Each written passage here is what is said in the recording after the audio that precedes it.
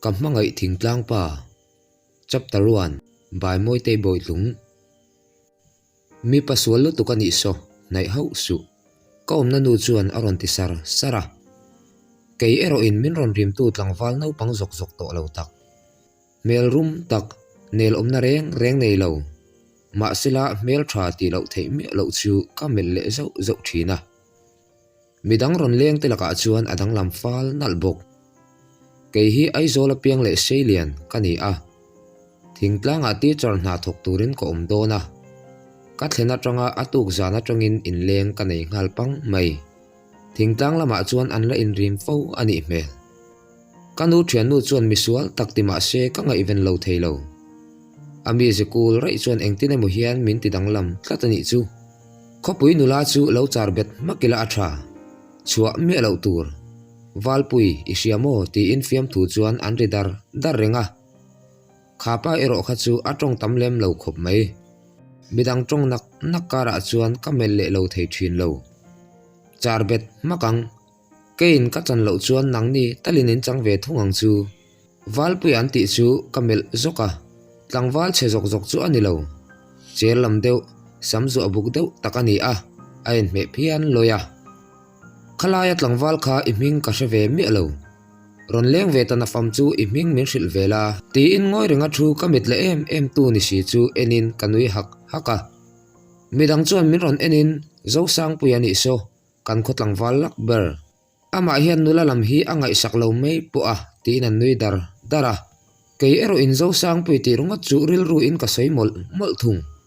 akutte na thokna sa ti hriat taka ser om the thua chu ka mu mai lo atong tamlo na in ka in leng te zinga ka ngai ven ber ani loi si I ho to ang umyang atlai riau mai nakto zana kan leng le don ania ti nan thau phaka arwal chuan thau chuakin pon thleng chuan ka watha ngoi rengin angkal lem mei don emo ti lain anu nung phungin se ti in ama saber chu atlan thuta an vai chuan au chungin an tlan lem chu mak ti setin ke ena zo sang pui ero in an nunga muang chang ina zui thung nui te lam an ti za an va ha thlak thin tak kan ko tlangwal te hi a thoveng rual an nia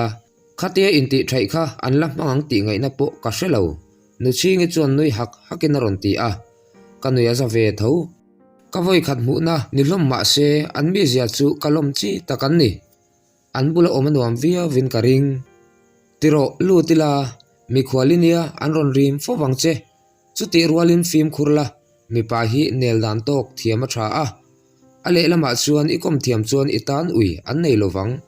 mi pathian hi an hlute ania ti in chunga chuan alut zuya keipo chu lut ve ngal thuain ruma kalut zuya kanu te be in nuam ka ti thu chu ka hril mola anni ero in an hu phak lova ko om chu an la du vak chuang lova ni mel kan ham hu po kha an lom viau rualin thingtlanga ko omangai thu an hriat kha chuan kal lo mei turin min du hiala ma se khopuya chuan zirtir tu thatak tak an tambok nen thingtlanga zirtir tu in dailo anat zia ka hrebok nen ka kal lui ta tho chu ania phone ka da nu chuan ka in ngai tu neu neva bialpa ka lo nei ve nual to a ma se ka bialpa po ni lo ka vei ang hian tu ma kala ve lo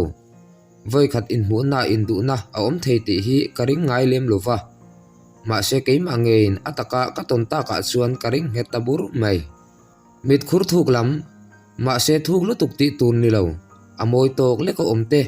amit meng thim rai le paru riau te kha reilo te ke en chung po in kam human fekani atong tam ve lo nangin kalaka athok na berloi kha makka ti lo theilo tlangwalin nula chu rim tur aningaya kein kalo ve ngal ngot chu ka in thiam lo nuno ma seril rule thinlung hi a control the miau si lova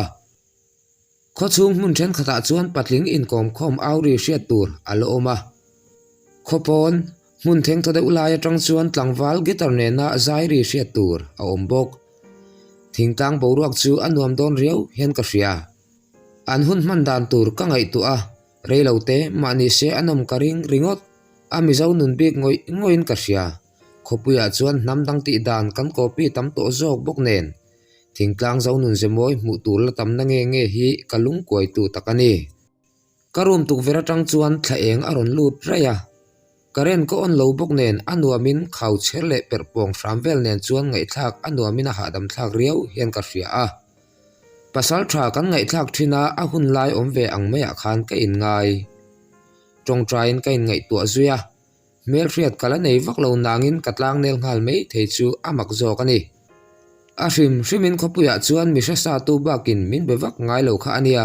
thingtanga ero khoya po wak chokila kamel riat lo pu in anzir tir tu thar kani le ni lo baka chanchin te min lo zo sok soka min hutu apiangin min be bor bor bok nen katlang nel mani berin ka hria an polite katilo theilo keirol chenin nel takamin lo biak na khan an khuwa ti chon hatho po hi a hromin karing lo ka thei top ka chua pui nge yang he kotlang in zirna lama ma an son le zual nan ka thei na zongin pui ve ka tum turani ti chuang ka in fui sau sawa atu ka chuan skula chuang kalin in mel hria tirna nei nan hun kamhan pui phota middle school ka thok don bok nen no pang an fel fai to a anuam phian mai chuti rual ero in lak nulat tlangwal an hrewe to an ti bok nen an boi thlak mel riau mai le ngal heta thok tura an ti zirtir tu an lak dang kha an soidana thingtlanga tho a peilo wangin khopui lama adil kop ani oma helama zirtir tu in dailovin an omle vek don ani mel dai training lo chu an pom du to lo nen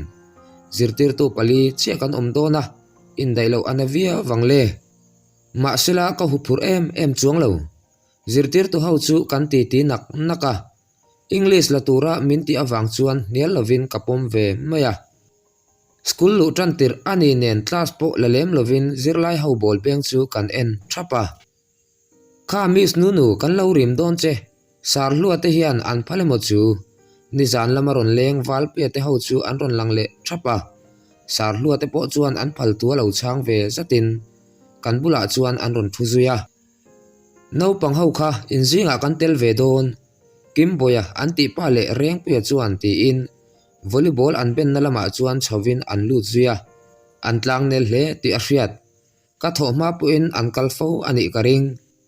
keini ero in an chevel chu kan en thapa oi an va han thiam lo ber kim koblor tirngot kha chuan engtika mai chak pui lowang telve to su ti la hian i telve zele ngal valpuan ati lai chuan kalau nui haka an thian hau an in ngam tlak le ti a hriat tinge kim koblor itia tia ka zo chuan anui le haka o bialnu pakhat chi anei theilo in then palin rilru anadu chu wang chuan pakhat then pala rilru nat lo na turangai atimia wa pakhat athena tikhan angai zong dangte abele ngala beb ti ringot po som vela nei engtin nge akop sen sok ni anti chuan kalau nang mai abial nu te po chu an va han mol chu tiang zat abum thei chu kamipa ti si tak ka omdan an hre thiam nge lungai su aler ti lova chuan a felania kan ti fiam mei me ni kha bial nu athak zu zel sia chu wang chuan anei tok zel mei melom a in lak ve na ania abial nu te pe chu an mel thangai chuang mi lo valpuena ti le lai chuan pakhat chuan alo khapa tikhan ti vak thin su nang po idan lo kha te puya chuan aron ti ve zata anin chum ngal ok mai an va han indim lo ber eng ma soi si lovin kalau nui char ringot an thian ho mi zia chu kalom zong takan ni thiana tan an thale in karing bok taka valpui ilu ime solan tia khoimo kalau enchin tia valpui lukum ta dei chu an phoi sak thuta chuta kan nui suak ngal hok mai achip sambuk zatsi in abek ve chu akol rula phone samme dan maksak anon post thin angchia ama la chu atum ngal bur mai ama alu atung lam chi le asapan chi ani bok nen ain meletling phian le ngal khoi ka me po ani lo kandar thoya ka me tir peka athiam top si lo pathloi thiam nei lo me tir ka sim chiang khopania ka me kondon le achi bok si lo ti in aphun luka kan lo nui ve char ringot fiam thu nen an rile huk zela an ti ti kau tanga kandak thap ti ila adik berang zo sang pui ero vo in nile ngin kala mulo enge ati ve angle school ate hian local ve se ti ta chu ka ngai tu a engwanga ngai tu tlat nge ka ni ti hi ka in hrethiam bik lo reilo te chung ka hriat chu po min ngai ven em mi lo tu heti taka ka mu chak hi ka hetiam to bik lo oile ka au tuar mai kim boya chuan bol chu school no panglu a tak avuak pera ani la puitlingin athane izong zong avuak pera ani bok nen athal top mai midang chuan am boy pui sapa aron thut chu ta ka chuan ka thahuai mai alu chu a hai ve cha in karing mola no pang dim thin ro idar po ala thlen that lo kha ma ni tiat pui tum lol zel su ti in a thian te chuan an hau zuya anin thiam lo ve deuh te po aniang kim boyala chu anui vuringot khatiang mana a no pang han vuak per kher chu anau pang tan khan anavia vin karing ama la chu ala hoi vual zuya kan lo leng le valpuyan aron ti rualin kongka a aron in chui lu ta aron bok lu thor mai izei lo thei si nin om mi iti jak le zo don larin pui thau vat ro reng pe chuan kai thawin a chu ngal ok mai enge nin om a tlu kha katum bik reng lo an kongka wang hi alom nu min ai pha su o wala hi ka che sual thin ma se ka chelovania wal pe chuan asam toi pa chuan ati zaya kalau nui ngal hok hemi te thian ho hi an fel don ti ka ria ba ka khor lovin ko om pha a kalom viau mai lo thuro u khonge ni zana mi kha ti in zo sang pe ron tel ve lo chu ka zot chota ka he chak mia valom aron tel thailo wang ani chu voi khathi alang zuka aron leng nan le te ani chuan thil makatlingang ama hian atlatam lu tuka akom thei me ulo ati chuan ka bungat ngat ringot ka phule cha ka sin le amel mu tur awm lo wang chuan kan hual rui thei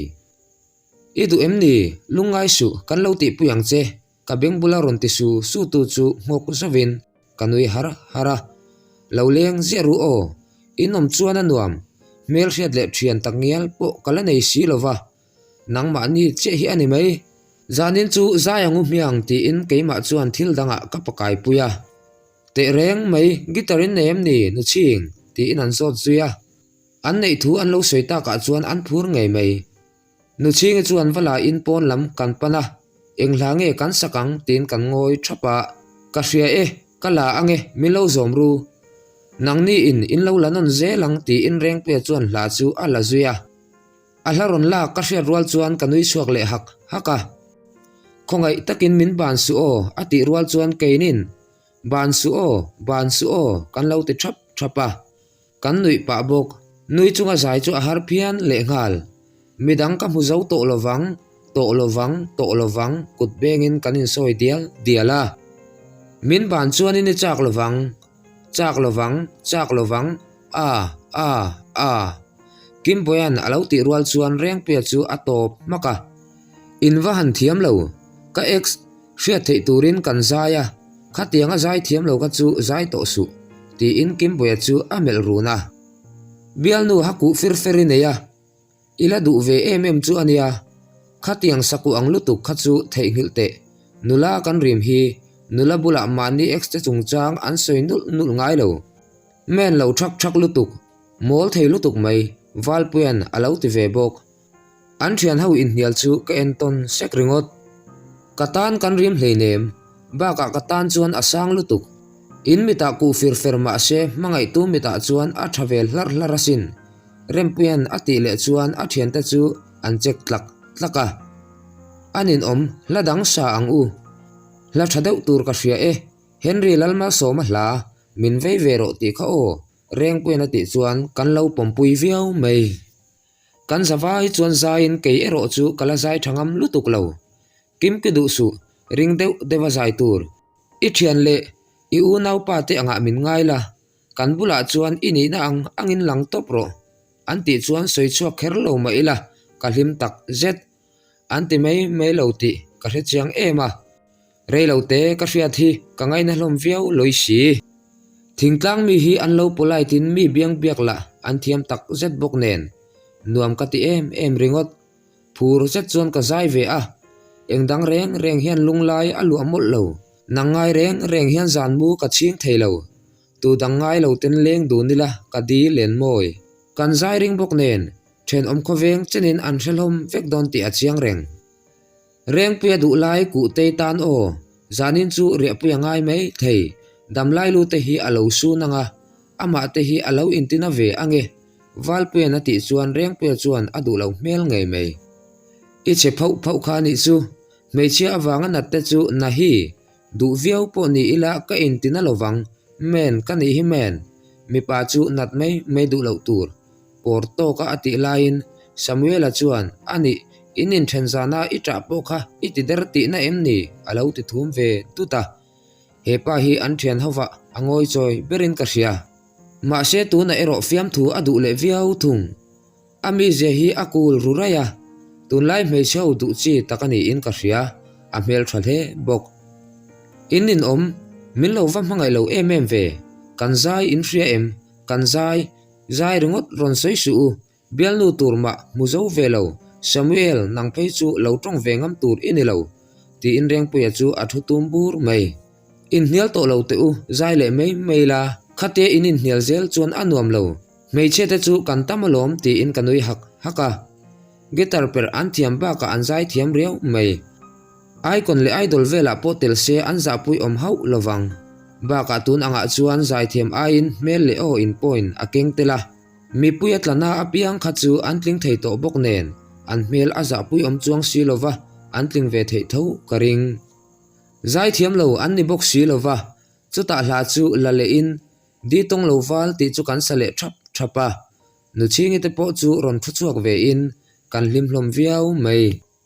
oi kan na alare silova kan beng cheng bok sia mi hian min ninga ngem le kan chol lai chuan ka zot khawa enga chuan mo a hau lutuk mi ngai dana boile lutuk po hi mani inti som na mai me ani ke mani hlim na hi apoi mo ber kan thi huna chuan tiang hian kan thei to don lo valpe chuan ron ti vatin nu chingi ta chuan an lo tui ni ve boka in chung lama lu to lem lovin po na chuan kan saya achang le fiam thu te tho in kan nui le thin hetiang hi thingtlang nun ani chuan anuam ka ti chi takani thian hawa thil sual tel me lo khom te zu le rui hlo dang ti me lova hetianga inkom khom dial nun an la nei thei te hi kan nuam ti an ti zual zu in lo top chu an ni karing lova ma se thian an la inkom na sa in kholaya mei lova hetianga nula an la rim thei te hi ka fak thlot tunang laya tlangwal edik tam to em lain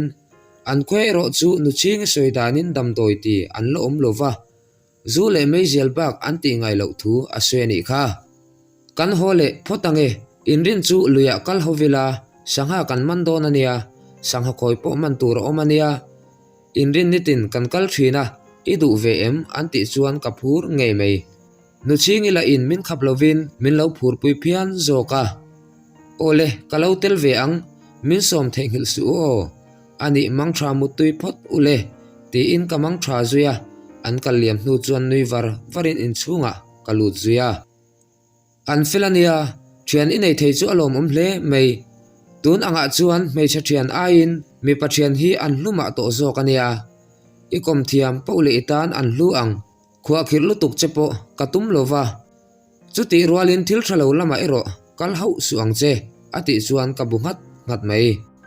kanu ang cheke na ni bok nen athu chu kangai poimo viau mai valpe ta thian hau hrim kha misual an ni karing lo ve top bok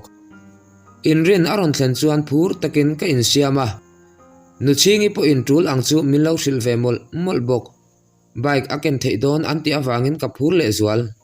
ke akal tur chuan ahla anti em bokani dar ko vela chuan valpe te ho chu an ron lang phaka nu I hmanem tia an ron aw lo ta ka chuan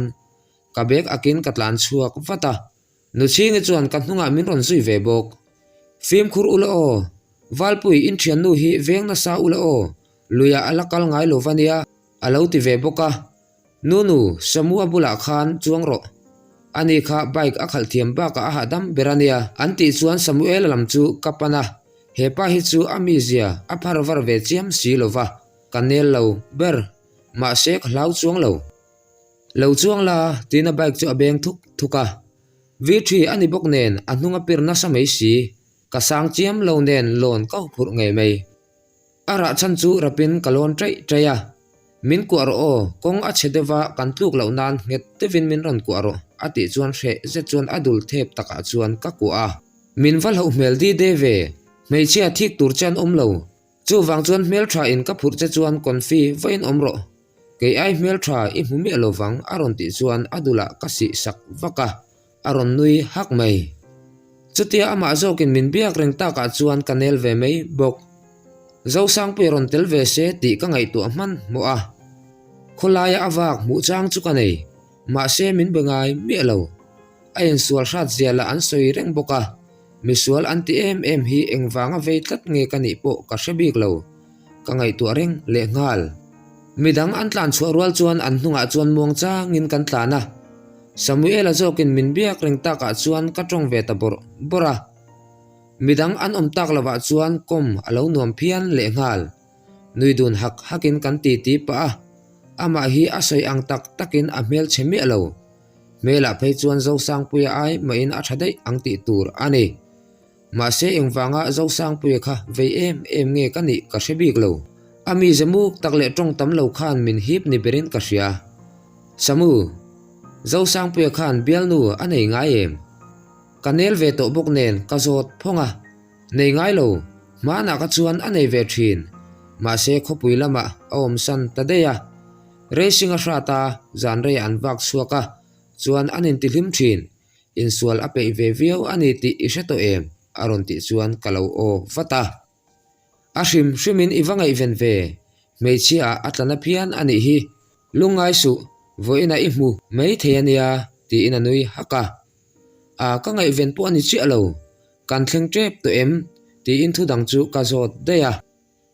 darkar tan vetal chu alangai alom chuan ke a lakal de wangai bok chak ai kang khordon ania ati chuan kaner na nga te ulo mai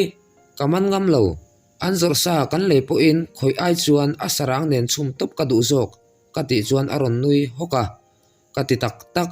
chak ai hi chu tui ti viau ma ila ka hlau an mi che na zia she turin min chep to mia wa ke ma in kaman sakdon che ania ma se I number min pe ka nga yang ati chuan ka mui chu kati pora hepa hi an thian housing a chuan adang lam fal nal ka ti lo theilo tong tam lutuk ti tur ni lo ma se anel ompian loisi